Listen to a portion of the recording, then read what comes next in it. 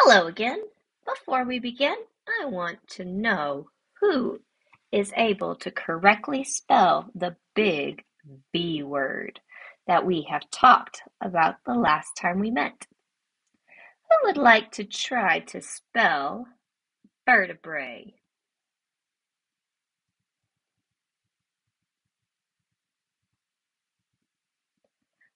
Wow, I'm impressed. Today we are going to talk about another big word, appendages. I was quite small the first time I ever heard that word. I used to cling to my mother's leg all the time, and I would often hear her say, "Ricardo is my little appendage."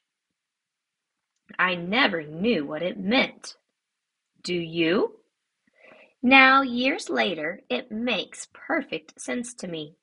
An appendage is something that is attached to or hangs from something larger. Today, you are going to learn about how the other bones in your skeletal system, the bones in the legs and arms that hang from your axial skeleton. These bones are your appendages called appendicular bones because they hang on to the larger bones of the body. Let's try to say those words together. Appendicular bones. Let's begin near the top of your skeleton with your arm bones. What are your arms attached to? What do they hang from? If you answered shoulders, you're right. Your shoulders are made up of several different bones. Look at the pictures to see how arm bones are connected to the axial skeleton.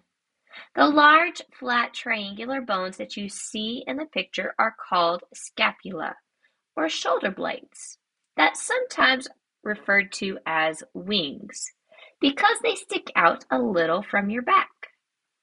Now look at this picture. The long bones that connect your scapula to the top of your rib cage are called clavicles, or collarbones. Shirt collars cover your collarbones. Let's move down your body to the base of your axial skeleton. How are your legs attached to your spine? Legs need a hanger too. Their hanger is called the pelvis, a group of strong bones illustrated in this picture. Put your hands on your hips and feel the bones that stick at your sides. These are your hip bones or pelvic bones. Your pelvic bones are large, bowl-shaped that protect your bladder and intestines, very important organs that help your body function properly. Your pelvis is connected to your spine by your sacrum, a triangular bone that sits between your hip bones and your pelvis. Leg bones and arm bones are a lot alike, but leg bones are thicker and longer than arm bones.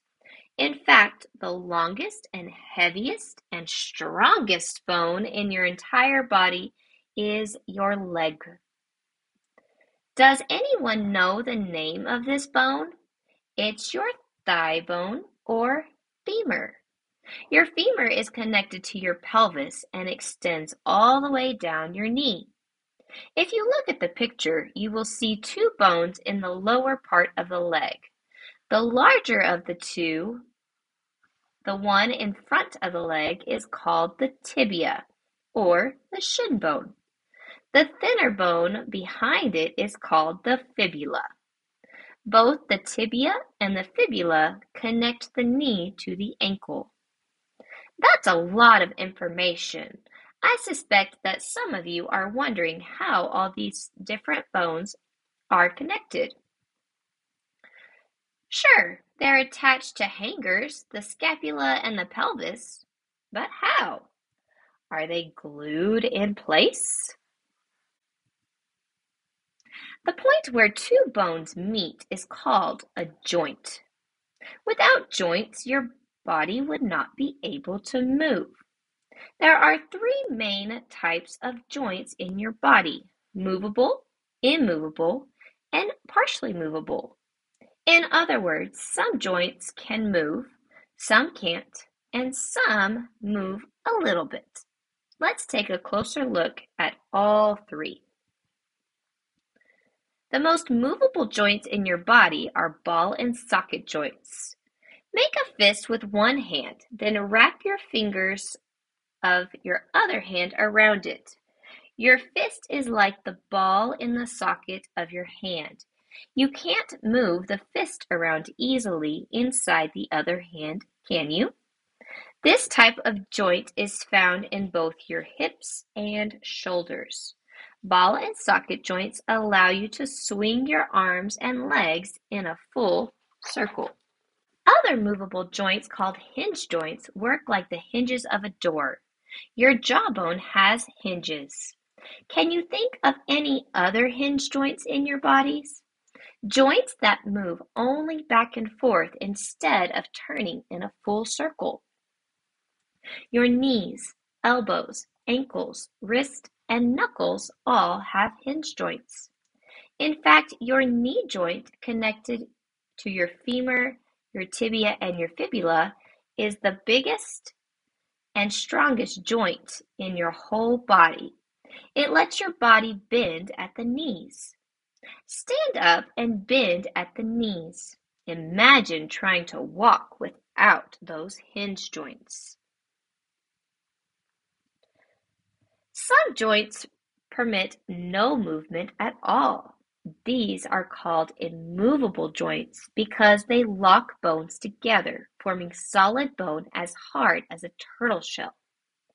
Can you think of any axial bones that fit that description? Yes, your skull is made up of bones that are locked firmly in place, allowing no movement where the bones come together.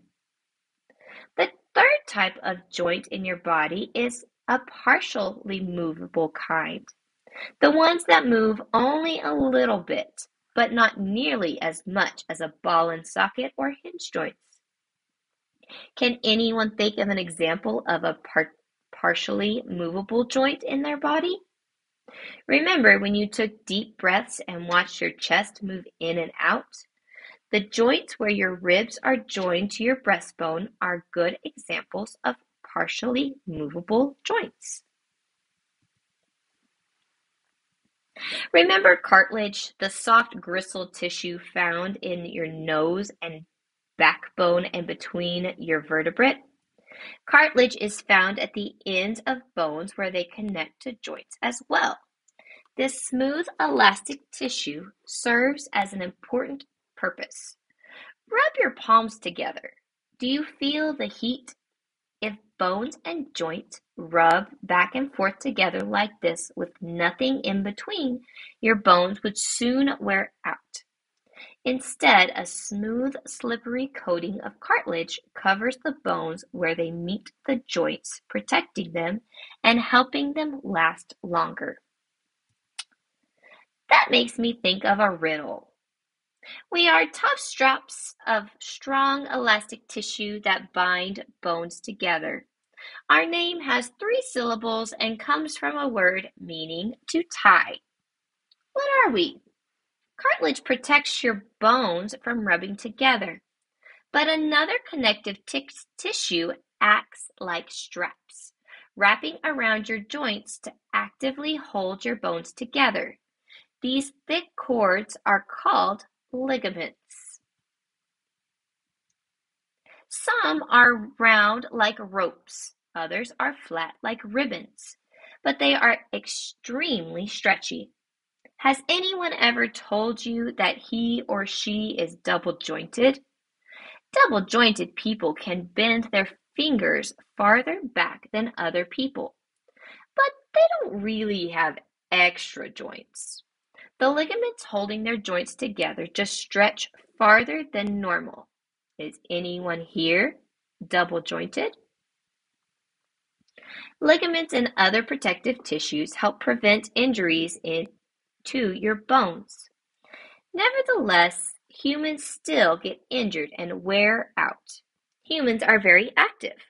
Walking, running, jumping, playing puts stress on your bones. So, what happens if you break a leg, sprain an ankle, or dislocate a joint? Often you must see a doctor, and sometimes your doctor will recommend an x ray. Now that you have a lot of information about the skeletal system, both axial and appendicular bones, let's take a look at this thing we call an x ray. These x-rays are various parts of a human skeleton. An x-ray is an invisible light that can travel through soft tissue of your body, but not through hard bone. After an x-ray passes through you, a picture is recorded on a photogenic film. Soft tissue appears black on the film because the x-ray passes right through them. But whenever an x-ray is blocked by bone, white areas appear on the picture, allowing doctors to find breaks more easily. X-rays were invented as a medical tool over 100 years ago. Next time we meet, we'll discuss another important body system, one that works closely with your skeletal system to move your bones. Turn now and talk to your neighbor. See if you agree on the name of the system I'm talking about. Next time, we'll find out if you were right.